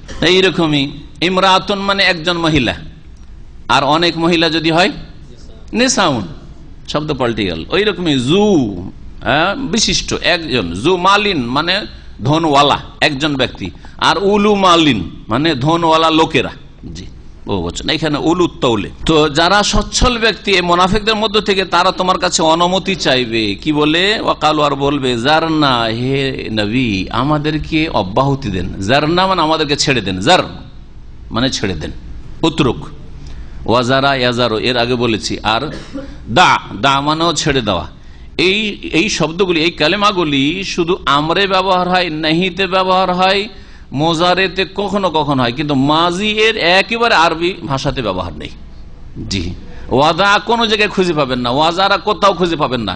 কিন্তু জার দা আজাহুম কোরআনে রয়েছে, রব্বিল লা তাজার আল আরদি মিনাল কাফিরিনা দাইয়ারা, আল্লাহুম্মা লা তাদা লানা ফি মাকামিনা হাযা যামবান ইল্লা গাফারতাহ, লা তাদা। আল্লাহ ছাড়িও না। জি, ওয়াকালু, এবং তারা বলতো জারনা, আমাদেরকে ছেড়ে দেন, মানে অব্যাহতি দেন, নাকুম মাল কায়েদিন, যারা বাড়িতে ওজোরের কারণে বসে আছে ওদের সাথে আমরাও বাড়িতে বসে থেকে আমাদের ওজোর আছে। তো যাদের আসলে ওজোর আছে, যেমন বললাম শিশু, নারী, বৃদ্ধ, অসুস্থ, ওদের সাথে এরাও বাড়িতে বসে থাকতে চায়, জিহাদে যেতে চাই না, অথচ তারা সচ্ছল। রাজু বেআইন ইয়াকুনু মাল খাওয়ালিফ, আল্লাহ পাক বলছেন যে এরা সন্তুষ্ট হয়ে গেছে কিসে, যে তারা হতে চায়, বেআইন ইয়াকুনু, যে তারা হতে চায় মাল খাওয়ালিফে। খাওয়ালিফ শব্দটি হচ্ছে খালেফাতুনের জামা, বহু বচন। খালেফাতুন ওই মহিলাকে বলা হয় যে পিছিয়ে থেকে যায়। কয়েকজন মহিলা একটা ভালো কাজে আসছিল, ইসলামিক সেন্টারে আসছিল, একজন মহিলা বললো যে না আমি যাবো না, তো ও হচ্ছে খালেফা, পিছনে থেকে যাও। এক কথায় মহিলাদের দল থেকে কেউ যদি একজন মহিলা পিছিয়ে থেকে যায় ওকে খালেফাতুন বলা হয়। খালেফাতের বহুবচন খাওয়ালিফ, অনেকে পিছিয়ে থাকলে তখন খাওয়ালিফ। যে মহিলাদের ওপর যেহেতু এই জিহাদ ফরজ ছিল না, এই জিহাদ তাদের ফরজ ছিল না। নবী সাল্লাল্লাহু আলাইহি ওয়াসাল্লাম বলেছেন মহিলাদের জিহাদ কি, জিহাদ কন্যা আল হাজ্জ ওয়াল উমরা, তো মহিলাদের জিহাদ হচ্ছে হজ উমরা, তাদের এই অস্ত্রের জিহাদ নেই। তো মহিলারা বসে থাকে, আর এরাও মহিলাদের সাথে মদিনায় বসে থাকতে চাইল বিবির সাথে। রাজু, তারা সন্তুষ্ট হলো এতে যে তারা হতে চায় মাল খাওয়ালেফ, ওই সব মহিলাদের সাথে যারা পিছনে ছিল, অর্থাৎ মদিনায় ছিল। অতবে আলা কুলুবহিম, তাদের অন্তরে মোহর লাগিয়ে দেওয়া হয়েছে আল্লাহর পক্ষ থেকে। ফাহুম লা ইয়াফকাহুন, সুতরাং তারা বুঝে না, বুঝতে পারে না। মোহর কেন লাগানো হয়েছে? দোষ আল্লাহর নাকি? মোহর কখন লাগানো হয়? হ্যাঁ, যখন পাপ করতে করতে করতে অন্তরটাকে পাপে ঘিরে নেই, তখন ওর উপর মরিচা, এটাকে রান বলে, কাল্লা বাল রানা আলা কুলুবহিম মা কানু ইয়াকসিবুন, পাপের কারণে তখন চারিদিকে মরিচা যেমন লেগে যায় লোহাতে, ওই রকমই ময়লা আবর্জনা পাপের পুরো হাড়টাকে, হৃদয়টাকে ঘিরে ফেলে। তারপরে তো আল্লাহ পাক রব্বুল আলামিন মোহর লাগিয়ে দেন, যার ফলে কোনো ভালো কথা আর আগামী জীবনে ঢুকবে না, আর হেদায়েতের তৌফিক হবে না। নবী করিম সাল্লাল্লাহু আলাইহি ওয়াসাল্লাম পরপর বিনা ওজরে যারা জুমা ছাড়ে তিনটি, তাদের সম্পর্কে এই কথাটি বলেছেন না, মান তারাকা সালাসা জুমাতিন তাহাওয়ানা, জুমা তারপরে ফরজ হয়ে রয়েছে। এই নয় যে ওজরের কারণে জুমা ছেড়েছে, ওজরের কারণে আপনি সফরে আছেন আর তারপরে মসজিদও নেই জুমার, অথবা অসুস্থ, বিছানা থেকে উঠতে পারছেন না, বছরকে বছর আপনি বিছানায় শুয়ে শুয়ে নামাজ পড়ছেন, মসজিদে যেতে পারছেন না, তো জুমা 3 জুমা ছাড়লে আপনার অন্তরে মোহর লেগে যাবে না। বিষয়টা হচ্ছে যে তার উপরে জুমা ফরজ হয়ে আছে, জুমা যে ফরজ হওয়ার শর্তগুলি সবগুলি তার মধ্যে বিদ্যমান আছে, তারপরও জুমাতে হাজির হলো না। লম্বা টানে জুমার দিন, ঘুমের দিন এমন ঘুম দিল যে জুমা ছুটে গেল। আজকের জুমাটাও গেল, আগামী সপ্তাহের জুমাটাও গেল, আর গত সপ্তাহের জুমাটাও গেছে।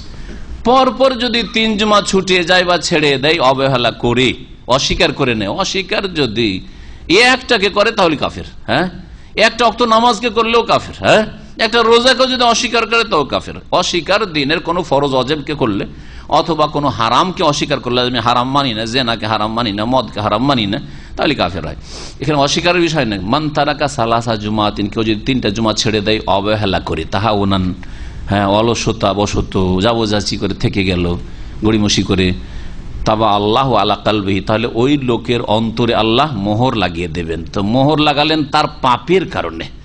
মোহর লেগে যাওয়ার পরে এই 3 জুমা ছেড়ে দেওয়ার পরে কোনদিন আর একে তওবা, ইস্তেগফার আর আল্লাহর দিকে ফিরে আসা নসিব হবে না, হেদায়েত আর নসিব হবে না, ওই পথেই থেকে যাবে আর জাহান্নামে চলে যাবে। আল্লাহ পাক যেন আমাদের হেফাজত করেন। লাকিনির রাসূল ওয়াল্লাযীনা আমানু মাহু জাহাদু বিআমওয়ালিহিম ওয়া আনফুসিহিম ফি সাবিলিল্লাহি ওয়া আনফুসিহিম ওয়া উলাইকা লাহুমুল খায়রাত ওয়া উলাইকা হুমুল মুফলিহুন। পক্ষান্তরে মুমিনরা মুনাফিকদের বিপরীত। রাসূলুল্লাহ সাল্লাল্লাহু আলাইহি ওয়াসাল্লামের সাথে তাদের আচরণ আলাদা। লাকিন, তবে রাসূলুল্লাহ সাল্লাল্লাহু আলাইহি ওয়াসাল্লাম ওয়াল্লাযীনা আমানু মাহু, এবং তার সাথে যারা ঈমান নিয়ে এসেছে, বিশ্বাস স্থাপন করেছে, এরা কি করে? জাহাদু বিআমওয়ালিহিম ওয়া আনফুসিহিম, তাদের ধন সম্পদ দিয়ে আর জান প্রাণ দিয়ে তারা জিহাদ করে। ওয়া উলাইকা লাহুমুল খায়রাত, আর এদের জন্যই রয়েছে সার্বিক কল্যাণ। খায়রাতুনের বহুবচন খায়রাত, তাদের জন্য সার্বিক কল্যাণ রয়েছে, দুনিয়া এবং আখিরাতের সার্বিক মঙ্গল রয়েছে মুমিন মুজাহিদিনদের জন্য। ওয়া উলাইকা হুমুল মুফলিহুন, এবং এরাই হচ্ছে সত্যিকার সফল কাম, আ'আদাল্লাহু লাহুম জান্নাতিন তাজরি মিন তাহতিহাল আনহার খালিদিনা ফিহা, আল্লাহ পাক তাদের জন্য প্রস্তুত করে রেখেছেন এমন জান্নাত সমূহ যেসবের নিম্নদেশে নহর সমূহ প্রবাহিত রয়েছে, খালিদিনা ফিহা, সেখানে অনন্তকাল তারা থাকবে। যালিকাল ফাউজুল আযীম, আর এই হচ্ছে মহা সাফল্য। ওয়াজাআল মুআযযিরুনা মিনাল আ'রাবি লিয়ুযানা লাহুম ওয়াকাদাল্লাযিনা কাযাবুল্লাহ ওয়া রাসূলাহু সায়ুসিবুল্লাযিনা কাফারু মিনহুম আযাবুন আলীম।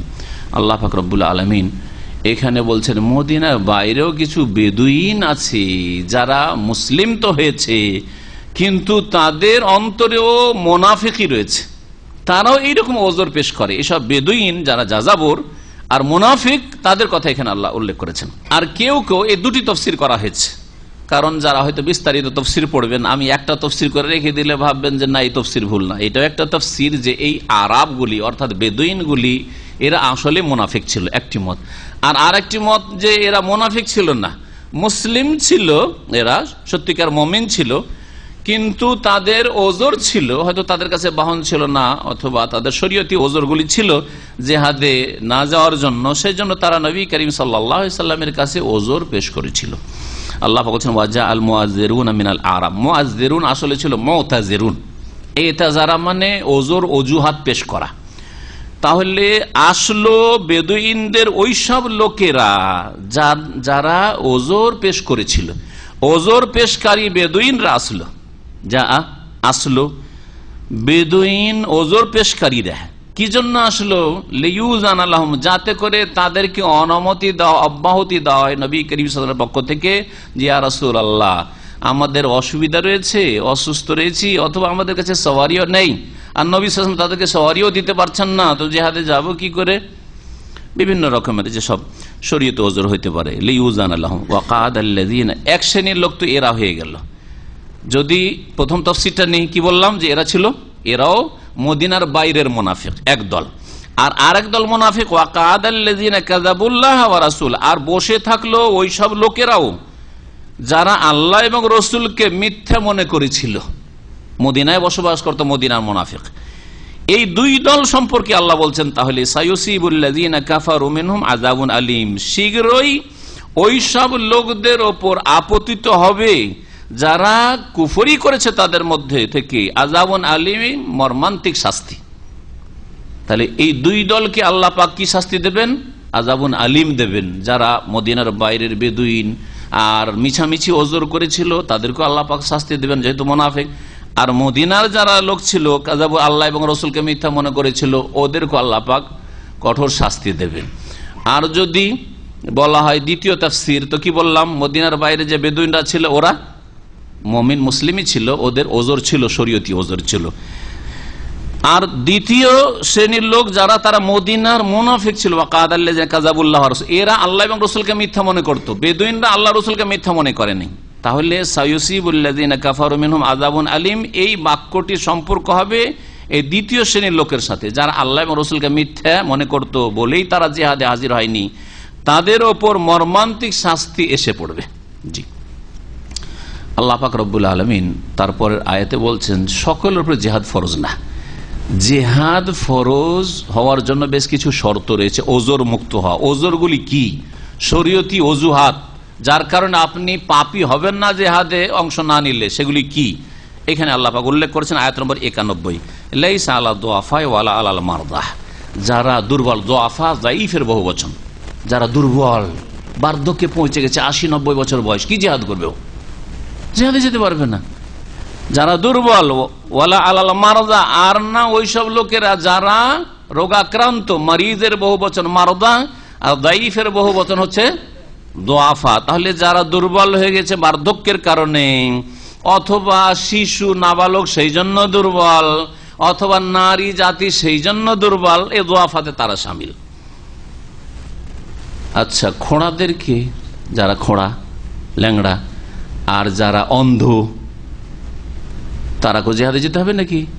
এখানে তো তাদের কথা উল্লেখ করেননি, কিন্তু তারা শামিল রয়েছে, তাদেরও শরীয়তে ওজর গ্রহণযোগ্য। তো তাদেরকে কোন বাক্যে ঢোকাবেন? কোন কোন তাফসীরকাররা দুআফা, এরাও দুর্বল, যারা অন্ধ তারা দুর্বল, যারা খোঁড়া তারা দুর্বল, সুতরাং দুআফাতে ঢুকিয়েছেন। আর কেউ কেউ বলছেন যে অন্ধ সে রুগী, যে খোঁড়া সে রুগী, তাহলে মারজা শব্দে আমরা ঢোকাবো। এই শুধু দ্বিমত রয়েছে, কিন্তু এই দুটো বাক্যে এরা সামিল, যে খোঁড়ার ওপরও জেহাদ ফরজ নেই আর অন্ধের ওপরও জেহাদ ফরজ নেই। আর এইরকমই যারা এমন রোগী যে এদেরকে নিয়ে গিয়ে আরো উল্টো মুসিবত হবে, এদেরই দেখাশোনা করতে হবে, পরিচর্যা করতে আরো লোক লাগবে, তো ওদেরকে নিয়ে গিয়ে লাভ নেই।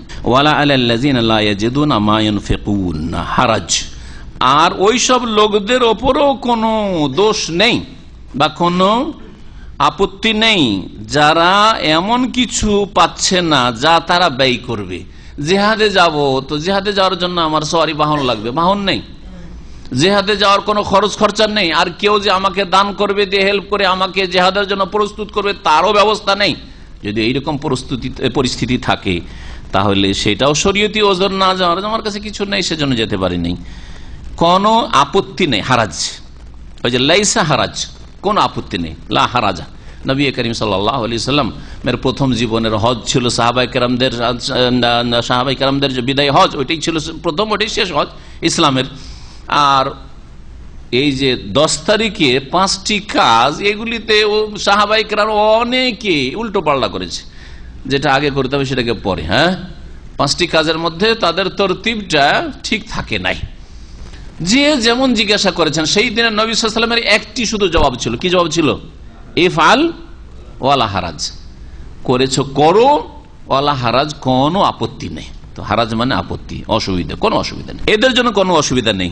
কিন্তু একটা শর্ত আছে, অন্তর থাকতে হবে মুজাহিদিনদের সাথে, অন্তর থাকতে হবে রাসূলুল্লাহ সাল্লাল্লাহু আলাইহি ওয়াসাল্লামের সাথে, অন্তর থাকতে হবে আল্লাহর সাথে, আল্লাহর দ্বীনের সাথে, আল্লাহর কালেমার সাথে, কালেমাকে উঁচু করার সাথে। তাই আল্লাহ বলছেন শর্ত, ইযা নাসাহু লিল্লাহি ওয়া রাসূলিহি, যদি তারা হিতাকাঙ্ক্ষী হয় আল্লাহর এবং তার রাসূল সাল্লাল্লাহু আলাইহি ওয়াসাল্লামের, হিতাকাঙ্ক্ষী হইতে হবে যে আল্লাহ যেন বিজয় দান করেন, আল্লাহ যেন সাহাবায়ে কেরামদেরকে কামিয়াব করেন। দোয়া করছেন বাড়িতে বসে বসে, আর হিতাকাঙ্ক্ষী তাদের ব্যথায় ব্যথিত আপনি, এইরকম হইতে হবে। মা আলাল মুহসিনিনা মিন সাবিল, এই বাক্যটা মনে রাখবেন, মা আলাল মুহসিনিনা মিন সাবিল। আল্লাহ পাক বলছেন যারা সৎকর্মশীল তাদের বিরুদ্ধে কোনো অভিযোগ নেই। সাবিল মানে রাস্তা, সাবিল মানে কি, মানে অভিযোগের কোনো পথ নেই। এখানে কি আছে? মা আলাল মুহসিনিন সাবিল মানে যারা সৎকর্মশীল, নেকপরায়ণ, ভালো মানুষ, ভালো কাজকে ভালোবাসে, দিনকে ভালোবাসে, তাদের বিরুদ্ধে কি নেই? কোনো অভিযোগের রাস্তা নেই, অভিযোগের পথ নেই। কোন আল্লাহর পক্ষ থেকে কোনো অভিযোগ নেই, কমপ্লেন নেই যে তুমি এই কাজ করনি। রাসূলুল্লাহ সাল্লাল্লাহু আলাইহি ওয়াসাল্লামের পক্ষ থেকে কোনো অভিযোগ নেই যে তুমি এইরকম কাজ কেন করলে না, কারণ এরা হচ্ছে মুহসিনিন, সৎকর্মশীল। অন্তরে আছে তারা, কিন্তু কাজে কর্মে জিহাদের ময়দানে আসতে পারেন। উসমান রাদিয়াল্লাহু তাআলা আনহু জিহাদে যেতে পারেন নাই বদরে। কেন? নবী সাল্লাল্লাহু আলাইহি ওয়াসাল্লামের মেয়ে উসমান রাদিয়াল্লাহু তাআলা বিবি কে, কোনটা আগে কোনটা পরে? রোকাইয়া রাদিয়াল্লাহু তাআলা অসুস্থ ছিলেন বদরের সময়। উসমান রাদিয়াল্লাহু তাআলা কান্না করছেন যাওয়ার জন্য, ইয়া রাসূলুল্লাহ আমিও জিহাদে যাব। নবী সাল্লাল্লাহু আলাইহি ওয়াসাল্লাম বলছেন দেখো তুমি থাকো, তোমার জিহাদের সমান সওয়াব রয়েছে, আল্লাহ দেবেন তোমাকে, এবং তোমার ওজর আল্লাহর কাছে গ্রহণযোগ্য। আর আমিও চলে যাচ্ছি, আর তোমার স্ত্রী আমার মেয়ে এভাবে অসুস্থ রয়েছে শেষ অবস্থায়, সুতরাং তুমি থাকো এখানে তার পরিচর্যার জন্য, তার দেখাশোনার জন্য। যারা সৎ কর্মশীল তাদের বিরুদ্ধে কোনো অভিযোগ নেই। এই কথাটি আল্লাহ পাক এই প্রসঙ্গে বলে, সৎ কর্মশীল যদি হয় আর ওজরের কারণে জিহাদে নাও যেতে পারে, ভালো কাজে অংশ নাও নিতে পারে, তাদের বিরুদ্ধে কোনো অভিযোগ নেই। ইসলামিক সেন্টারের পাশেই থাকছেন। আর কাজের চাপ এত বেশি যে আপনার দার্সের সময় কখনো আপনি ফ্রি না। দার্স হয় এশা পরে, না হয় জুমার দিন, জুমার পরে, এই সময়গুলোতে সব সময় আপনার ডিউটি সমস্যা। যদি ছুটি থাকে তো সকালবেলা, রাত্রে এইদিকে 11টা পর্যন্ত ডিউটি, আর এইদিকে আপনার জোহর পর ডিউটি শুরু হয়। যদি আপনি ইসলামিক সেন্টারে এসে দিন নাও শেখেন, আপনার বিরুদ্ধে কোনো অভিযোগ আছে?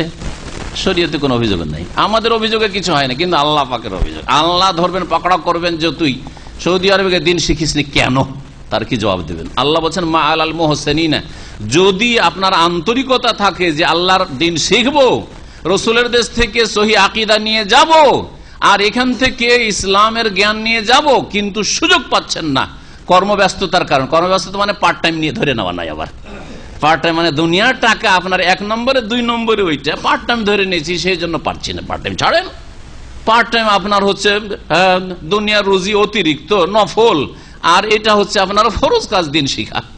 সুতরাং ওই ওজরও চলবে না। হ্যাঁ, ফরজ ডিউটিতে মালিক ছাড়ছেন আপনাকে, তখন ওজর মা আলাল মুহসিনিন সাবিল না, আপনি ফ্রি, পুরো ফ্রি। আর ইসলামী সেন্টার দামামের পাশে প্রতিবেশী, লাফ দিলে আপনার বাসায় ঢোকা যাবে হয়তো রাস্তাটা পার হইলে, তারপরে আসেন না আপনি, তারপরে আসেন না আপনি, কিয়ামতের দিনে জবাব দিতে হবে না।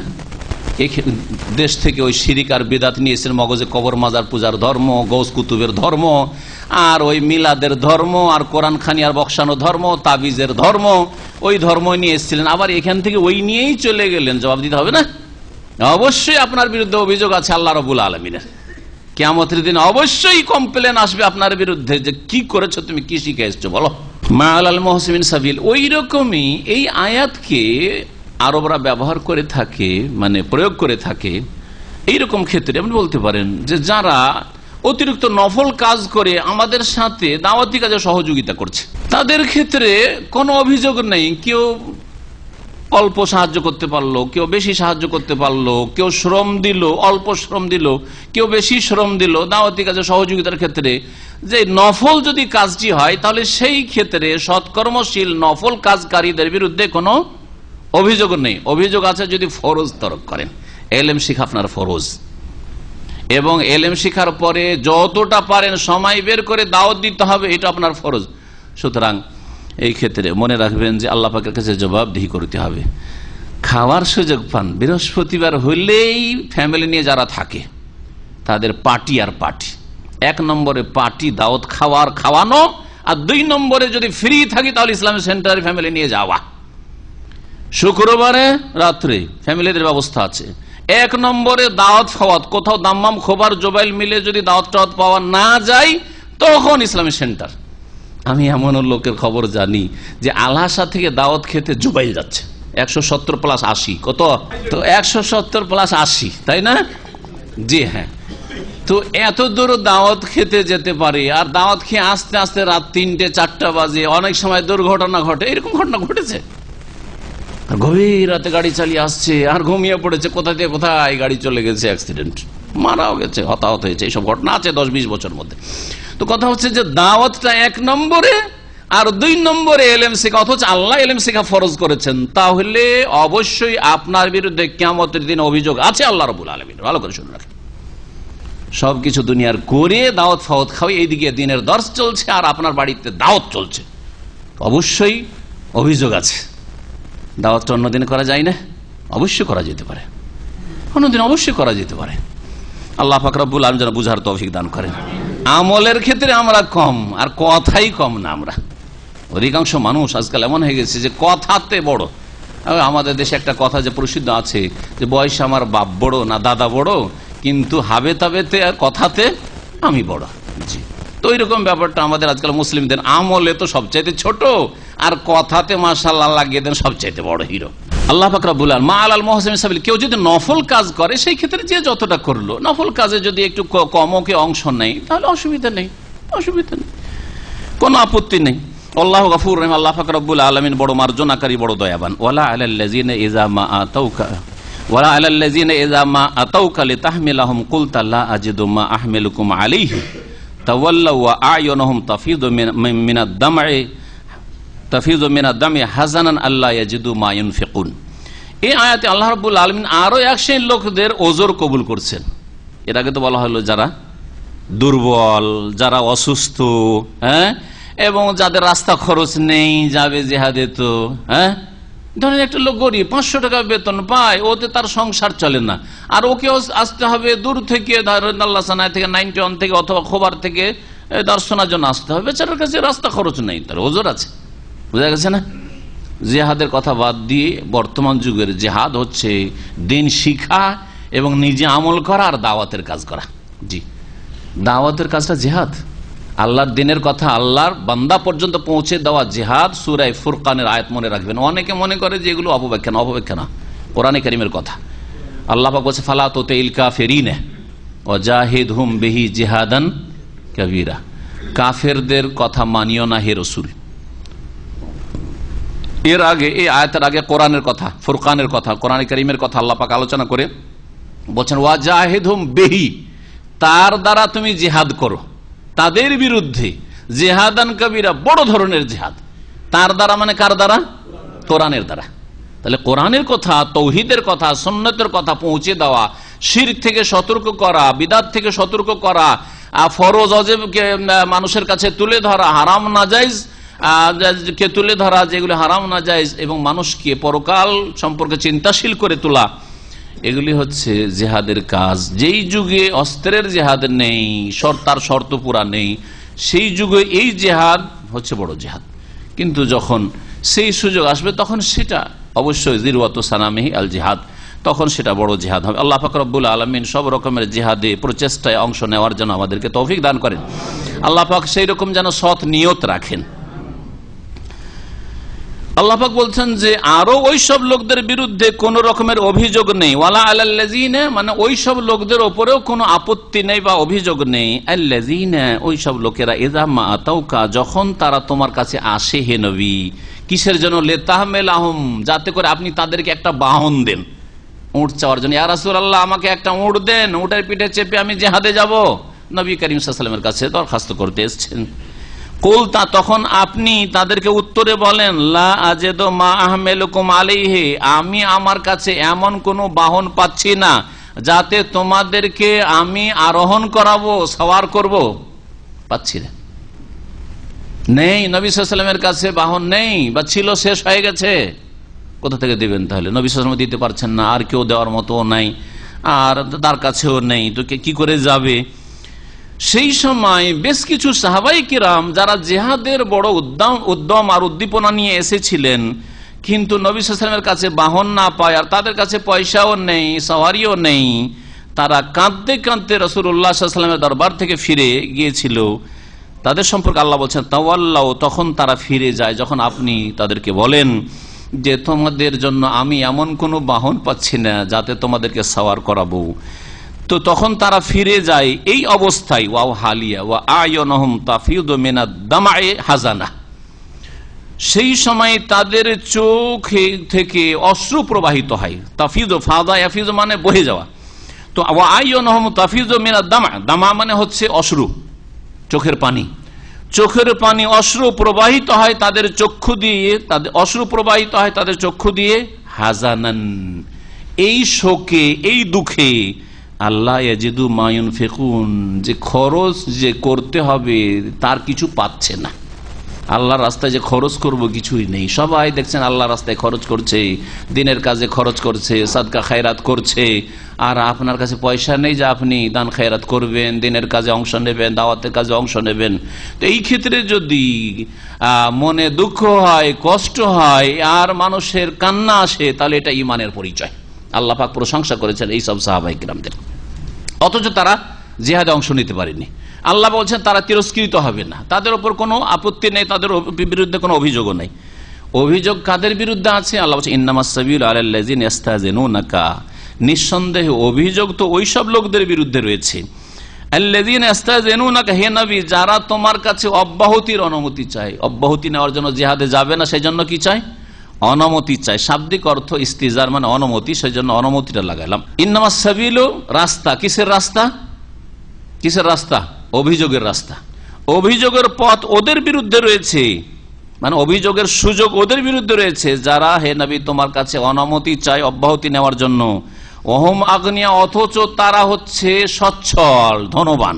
গানিয়নের বহু বচন আগনিয়া, পয়সার অভাব নেই, সওয়ারির অভাব নেই, মাসে 50,000 টাকা ইনকাম করে, আর দাওয়াতের কাজের জন্য বললে 25 টাকা বেরোয় না। হ্যাঁ, তো অবশ্যই এদের বিরুদ্ধে অভিযোগ রয়েছে। ওহম আগনিয়া, ওহম আগনিয়া, এরা হচ্ছে সচ্ছল, তারপরেও অব্যাহতি চাই যে কোন রকম করে বাঁচতে পারি, যত বাঁচতে পারি। রাদু, তারা সন্তুষ্ট হয়েছে, বেআইয়াকুনু মাল খাওয়ালিফি, যে তারা পিছিয়ে থাকা মহিলাদের সাথে হতে চায়। যেসব মহিলারা বাড়িতে পিছিয়ে থেকে যায়, জিহাদে যেতে পারে না, তাদের সাথে তারা বাড়িতে বসে থাকতে চায়।